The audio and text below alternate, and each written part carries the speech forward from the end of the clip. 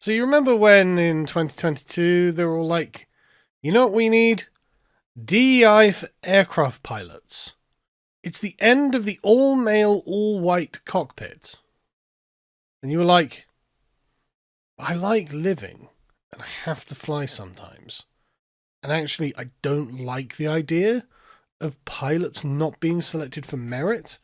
Now, I mean, you can select against merit for a lot of things. It doesn't really matter, right? Hollywood selecting against merit is annoying, gay, and insulting, but causes very few fatalities. But about 95% of airline pilots in the US today are male, and nearly as many are white. Well, with bloody good reason, I'm guessing, because there's no one on earth who gives a white man a break. There is absolutely nothing to give you a leg up if you are a white man. You have to knuckle down. You have to learn hard a lot. And I say this as someone who's now done 2 degrees in the subject I'm in. Like, you just have to get on with the work. You just have to crack on. It's really boring. It takes a lot of mental endurance and fortitude. And eventually, you become really good at a thing. So it takes 10,000 hours to become an expert at a thing, right? That's the common figure that's bandied about. If you do something for 10,000 hours, you are an expert. You build up the skills over time. Since no one's going to give a white man a break, you've got no choice but to build those skills. But if there is a DEI path, so you don't need to build those 10,000 hours, well, maybe you don't. Maybe you don't knuckle down. Maybe you just accept the promotions and you take the pay, and you don't know as much as the other people around you, but you are a DEI hire, and so what does it make to you? What difference does it make to you? Now, again, in most industries, this is actually not the end of the world, right? Like, okay, so the people who have been selected as CEOs for Target or Tesco's or whatever, oh, they're DEI hires. Okay, well, the worst thing that happens is that Tesco's goes under, and a different business that didn't follow that model takes its place. Again, very few casualties. But when it comes to something like piloting aircraft, I'm against DEI in principle, obviously. I'm just really against DEI when it comes to this actual particular subject, because I have to fly a couple of times a year, and I hate traveling, and I don't want to be on the receiving end of a bunch of the things that are happening. But of course, the evil orange bad man said, well, I mean, DI is bad. And they're like, well, big businesses believe DI is valuable. Yeah, you know what though? I mean, okay, these big businesses, as long as they're not aircraft carriers, like they can think that. But we actually have some numbers in now, and it ain't looking good. This is from the New York Post.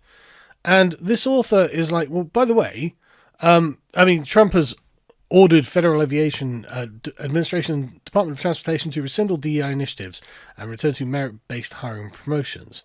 I mean, that just seems straightforward, especially when it is aircraft, right? When it's something really important, that seems to be the case. But of course, major carriers persist in aggressive diversity hiring. Delta CLO Peter Carter declared in January 2025, the airline is steadfast in its DEI commitments. They're critical to our business. Right. United's Training Academy maintains its goal of ensuring 50% of graduates are women or minorities. Southwest still pledges to recruit, hire, and retain a diverse and inclusive workforce. And the thing is, right, that's the least offensive of them. It's like, yeah, okay. Well, you know, you've got, it's 95%. So you've got 100 men, 100 people who go through pilot school. 95 of them are men, straight white men, and 5% of them are women and minorities, presumably because that's the number of women and minorities who are interested and committed enough to pass all of the exams and with the standards as they should be and actually make the grade. Great, fine, no problem with that, obviously. But the issue is that's clearly not what's been happening, right? This author says they analysed every US commercial flight crash with onboard fatalities attributed to pilot error since the year 2000. Women and minorities represent less than 10% of the pilots, yet were factors in 4 out of 8 crashes. Right. Less than 10% are 50% of the crashes. I mean, I think that does indicate that perhaps the standards have been lowered somewhat, especially when we look at some of the examples, right? You've got the example, and this is only from a year ago, right? February 2025. The Delta Toronto aircraft crash, where the pilot had managed to flip the plane over while landing. Now, thank God, luckily enough, nobody died in this. I mean, if you can land a plane that's flipped over, I mean, proper, oops, I'm just a girl moment, right? Like, spoilers, the pilot was Kendall Swanson. This is how she left the plane. This is her. She's 26. Is it possible for her to have had 10,000 hours piloting a plane? This was her being a beauty queen only a few years earlier. And it's like, oops, girl moment. I'm just a girl. It's like, okay, well, you are lucky. Because that could have been, 90 people dead, right? That could have been 90 people dead.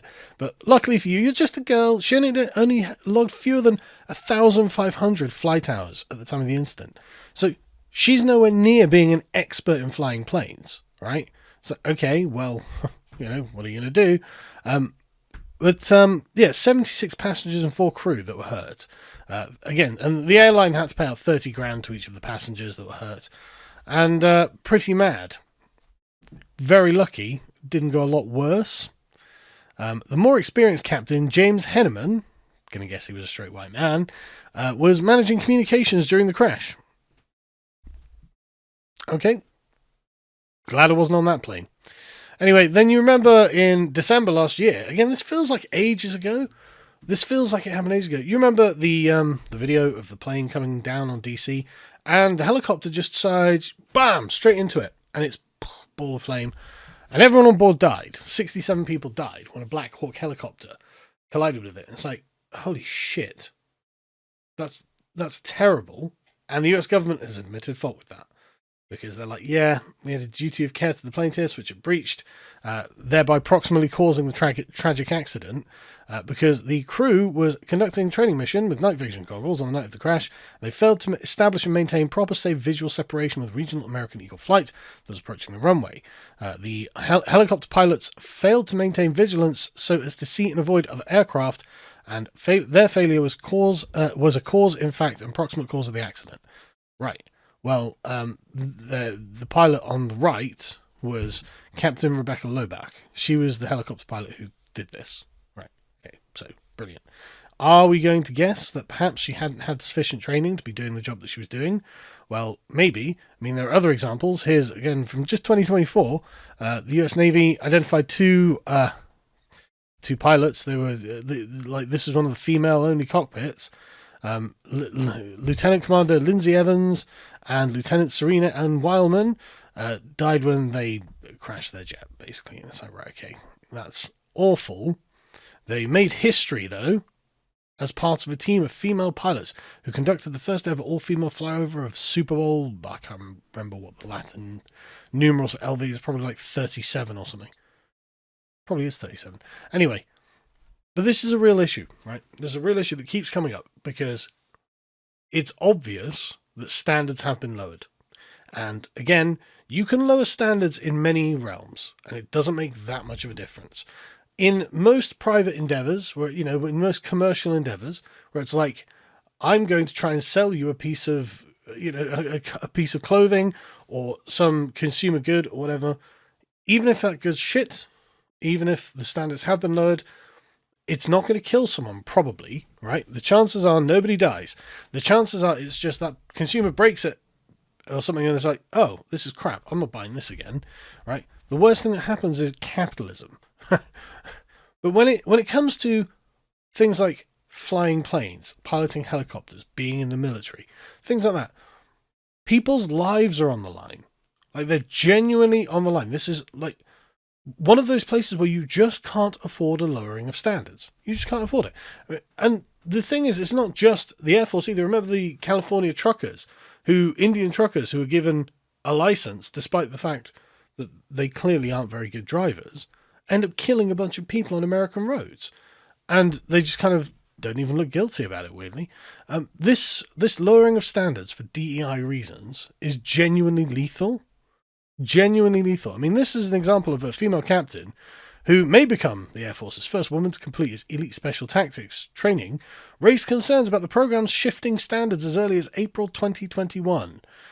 She had objected that the performance forms, score charts, and the report the woman authored illustrate how she was allowed to return to training after she quit and how physical training metrics were lowered just as she arrived at the challenging schoolhouse. I believe the change in standards invalidated me with the majority of my team. Correct, she wrote in a memo, because they were not happy, and it makes her look bad. If she can't do it, she shouldn't do it, and neither should anyone else. You should only hire those... So remedial. You should only hire people who are actually qualified for this job. Those people who actually pass the tests and have got sufficient expertise. It's so remedial that I shouldn't have to say it. But people's lives are genuinely on the line. I'm not going to lie. When I get on a plane and, a sort of crisp, almost drawling white male voice comes through, I was like, okay, fine. This guy's definitely not a DEI hire, right? This guy, there's no way anyone gave this white man a leg up just because he's a white man. I don't care what any of the left say about unconscious bias or anything like that. As a white man, my lived experience is that no one cut me a fucking break at any point in my life ever. And yet I have witnessed firsthand other people over and over and over being cut breaks because they're not straight white men. And I'm like, okay, you know what? That's fine. I mean, there's nothing I can do about it. But I can continue working on myself and improving myself and blah, blah, blah. And suddenly I'm here and they're not, right? So I actually think that this is an advantage, right? It is not to your advantage to be given things easily, because the easier you get something, the less hard you had to work for it and the less skill you build trying to get it. And so by the end of it, you are not the kind of person that you could have been had you earned it legitimately. This is why I hate cheating. I hate cheating in almost any endeavor. And it's like, even if I'm playing a single player game, I kind of hate cheating. Just because, why are you playing the game then? Why are you doing the thing, unless you want to actually do it properly? And it's not just that it's obviously violating an agreement that you all engage in when you engage in a cooperative activity. Yet, no, I won't enrich myself at the expense of others, which is obviously what cheating is. But it's not just that, right? It's about what it does to you. And it's not good for you. It really has negative consequences, especially if you are in a job that you have people's lives in your hand, right? This in particular, this one just annoys me so much. It's like, you have like 80 people's lives in your hand, and you're like, okay, well, I've only got 1,500 hours. Can't be an expert in it. I guess we'll just go for it. I guess I'll just do it because I'm a girl. This is going to be the first all-female cockpit, blah, blah, blah. It's like, okay. But you literally, sometimes they have got people killed, right? So, it's not on, is basically what I'm saying. And it's still happening. So, good luck out there, lads. And again, 10%, 50% of crashes. Anyway, Islander 5, I think, is out of sale in the US. You might want to check if you're in America. But there is still a small amount left in Britain, the rest of the world, and Europe. So if you're in America and you do want it, you'll have to go to the rest of the world store to get it, and the postage will probably be more expensive. Or you can treat yourself to one of our Goth Girl mugs, which the British media is currently spurring out about. You can watch my segment on that on lotuseast.com. Or on podcast, the Lotus East channel, because I was talking about that today because they're really not happy about it. Anyway, thanks for joining us, folks, and I'll see you in the next video.